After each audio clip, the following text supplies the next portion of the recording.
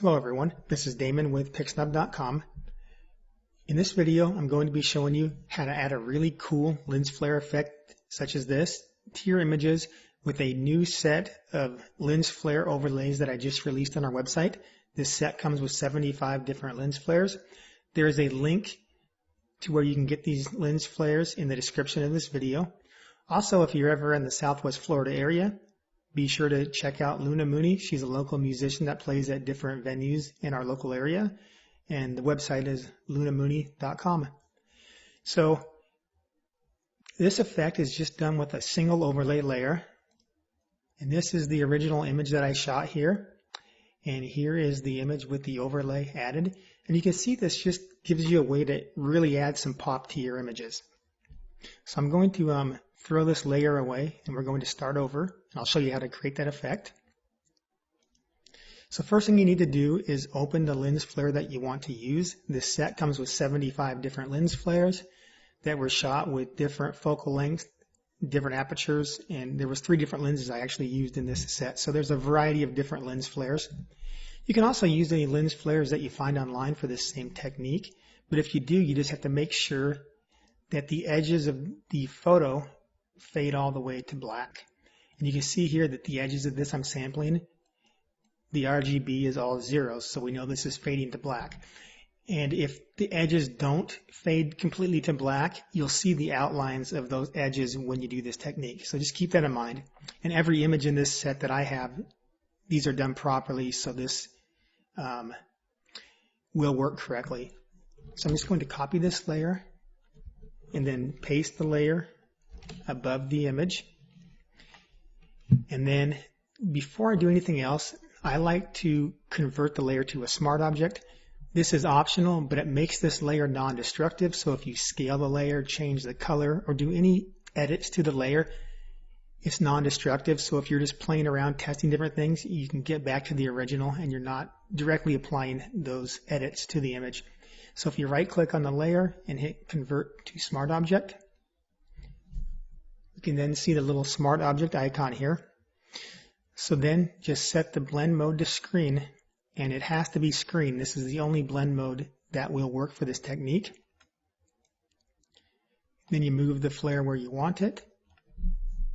And then if I hit Control T, or that's Command T on Mac, Control T on Windows, that will allow you to rotate and scale the layer into place where you want it.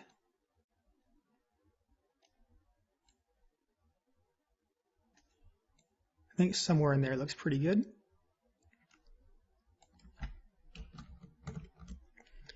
So overall, I think it looks pretty good. However, I think I would like this flare to have a little more color and maybe the temperature to be a little cooler and maybe even a little bit brighter. So how I like to do all 3 of these things is using the camera raw filter. So just going to filter and then camera raw.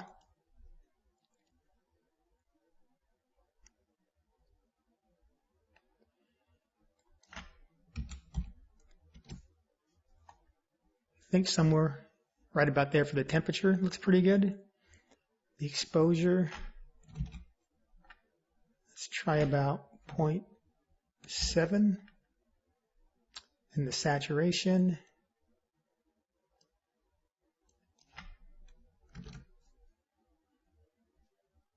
let's give that a shot.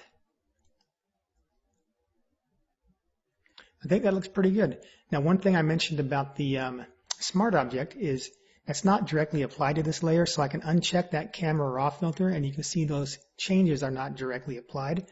And if you also double click on any of these smart filters, it'll take you back in so you can adjust your settings on those. You see it's remembered my settings because it's not directly applied that to the image. So I could then make changes, hit OK, and reapply different settings. Also, one cool thing about smart objects is if I didn't mean to do that. I accidentally flattened it. I tried to hit Control T and I hit something else.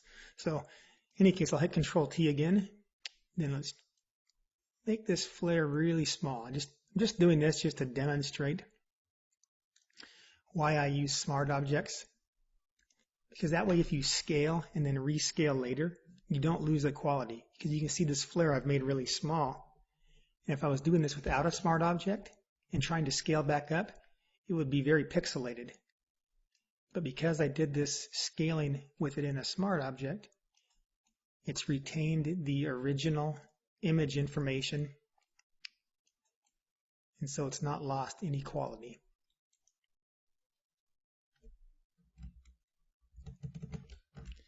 Anyway, pretty cool. It's really, really easy to use these flares, and like I say, there's a bunch of different flares in here with different focal lengths. I shot them with the flares at different position in the camera frame. I just tried to capture a variety of flares, and I really think that using overlays, this method with real photographs, will give a much more realistic looking image.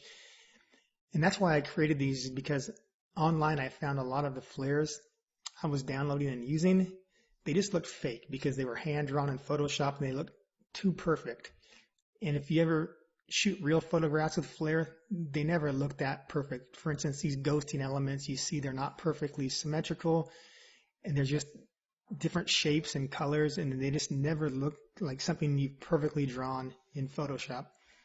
So anyways, thanks for watching, and be sure to check these lens flares out.